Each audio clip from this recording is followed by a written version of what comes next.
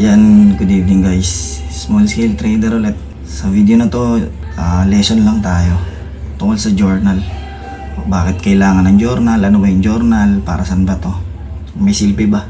So yun, intro na tayo kagad para makapag-start na.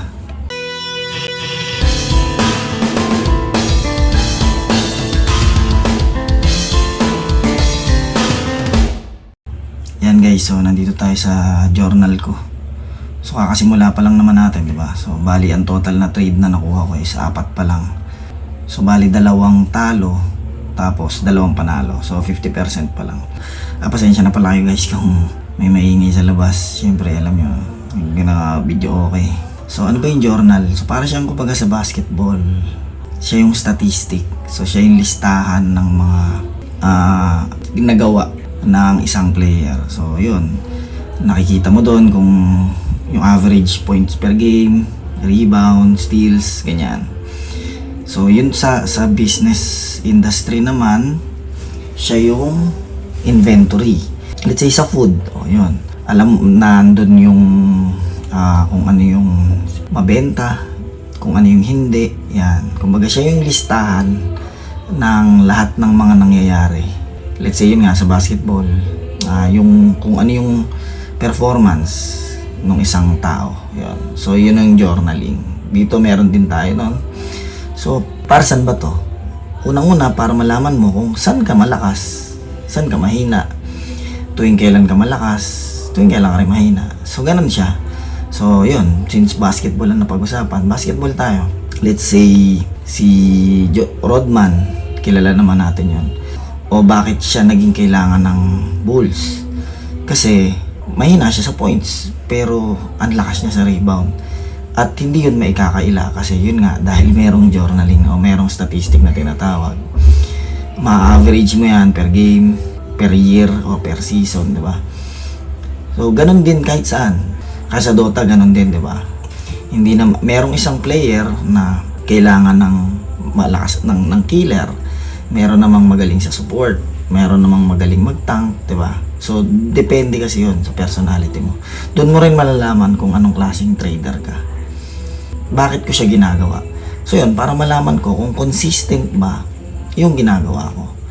Kasi, yun nga, gaya ng trading, hindi ka naman pwedeng mag-trade kung kailan mo gusto. May specific na date, may specific na araw, may specific na oras. Ganun yun.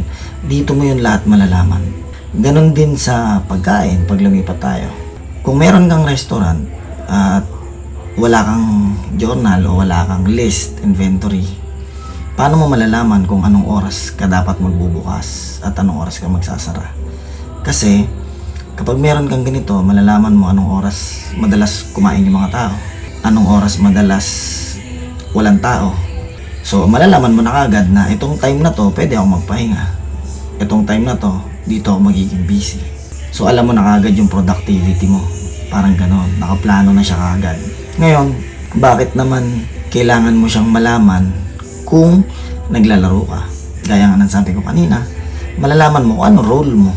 So kung ako, killer ako, hindi ko na kailangan ng killer kung maglalaro akong Dota. Kasi yun yung role ko eh. Makikita sa statistic yun, hindi mo maikakaila. Hindi siya pwede magsinungaling. Kung halimbawa, ako, bubuo ako ng team. So, kailangan ko let's say, kailangan ko ng killer. Wala mo alam sa ganyan, di ba? So, let's say, kailangan ko ng killer, isang tank. So, tapos, kukuha ko ng 2 support. Ganyan. Ngayon, pag merong taong lumapit sa akin, malalaman ko kagad kung anong klaseng player siya, kung ano yung role niya, base sa statistic na meron siya. Hindi niya yun may kakaila kasi yun yung buong performance niya. So yun din yung dahilan ba't kailangan mo ng journal. Kasi dito yung malalaman kung anong weakness nyo, kailan kayo malakas, kung nagbago na ba yung market, di ba? At kailangan mo nang mag-adjust. So ano laman ng isang journal? So yun, yung coin, since crypto tayo, di ba? So ayan, mapapansin nyo puro repo lang tinitrade ko. Nakalagay din yan yung position kung short o entry, o long, yung entry ko, yung stop loss ko natural, at kung ano yung nangyari, kung na-hit ba yung stop loss, kung na-hit ba yung take profit. So ito yung nakalagay, yung RR is yung risk reward. Papaliwanag ko yan sa sunod na lecture time natin. So bala ko sana gawin to every weekend para kumbaga labas yung chart. So more on trading psychology siya or risk management yan. Na para sa akin mas importante kasi yung skill ng technical analysis, once na natutunan mo na yan, nandyan na siya eh. Yung risk management kasi more on psychological yan eh. Tsaka lalo na yung performance mo, yung tilt pag nagtitilt ka. So yun, so auto-compute naman yan. Meron naman akong mga formula, makikita nyo naman yan dito. So yung start date, kailan nagsimula yung trade, anong oras, end date, kung anong oras natapos, pati kung gaano katagal. Ayan. Pansinin nyo yung trade, halos UK session. Kahit ito yung sa November, isa lang naman trade ko. Ito yung 6.33, diba, yung una ko in-upload. Ayan o. So 4.46 ng hapon. Tingnan nyo yung December ko. So ito talo to, pero 4.46. Ito Asian. So ito 5.27. So pansinin nyo, nandun ako sa range ng PM side, diba? Wala akong trade ng hapon, ng madaling araw o gabi. Laging ganyan lang ang trade ko. Ganyan siya, diyan mo malalaman. Tapos, yung partial, ito yung 2 beses kasi ako nag-take profit dito. Kasi medyo malayo yung range niya, parang ayan, total RR niya is 16.35. So, ayokong isugal na isang trade lang. So, hinati ko siya sa 2. So, yun. Tapos, meron ako dito, yan, yung parang graph. Malalaman ko kung ilan yung up ko. Tapos, yung win rate, yan, tingnan nyo. 50% lang yung win rate ko. Though, syempre, 2 pa lang naman kasi trade ko. Pero, ang laki ng up ko. Alam mo yung kahit matalo ako ng 10 beses na sunod, bababa yung win rate ko. Pero still, parang break even pa lang ako. So, yan na yung sagot sa tanong na paano ka magiging profitable. Ito yun. Yung risk reward. Wala nang iba. Para sa akin. I mean, bukod sa skill mo sa technical analysis. Dito yung pinakamalaking factor. Tsaka syempre, yung trading psychology. Para sa akin yan, 3 na yan na importante. So yun, monthly result, meron din tayo yan. Yan. So yung performance ko noong November 2023, which is isang trade nga lang. So tapos ito yung trade ko ngayon. So ongoing pa rin to. So wala pang nakakalam. So up na ako ng almost parang 16.58. Yan. So kahit matalo ako ng 16 na sunod, okay lang sa akin. Kumbaga ganyan ang trading, paano ka nagiging profitable. So yun, wala naman akong masyadong papaliwanag. So yun lang, maraming salamat ulit. Lalo na sa patuloy na nanonood syempre. Again, kung nagustuhan niyo yung video, like. Kung gusto niyo ma-notify, subscribe. Yun, hindi lang para sa akin tong mga ginagawa ko.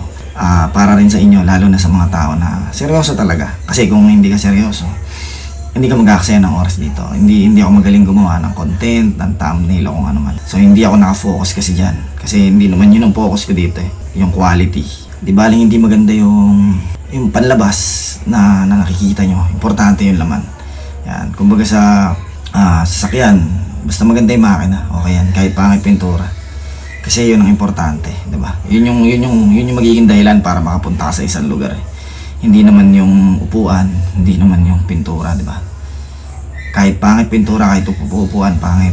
Basta yung makina maganda. Fulfill niya kung ano yung mission niya talaga, kung ano yung purpose niya. Which is makarating ka kung saan ka ngayon hanggang doon ka sa papunta. Walang iba makakagawa niyan kundi yung makina. Hindi kaya ng pintura yan. Ganun lang siya. So yun, maraming salamat ulit. Dami ko nang nasabi. Ingat kayo. Small scale trader ulit hanggang sa susunod.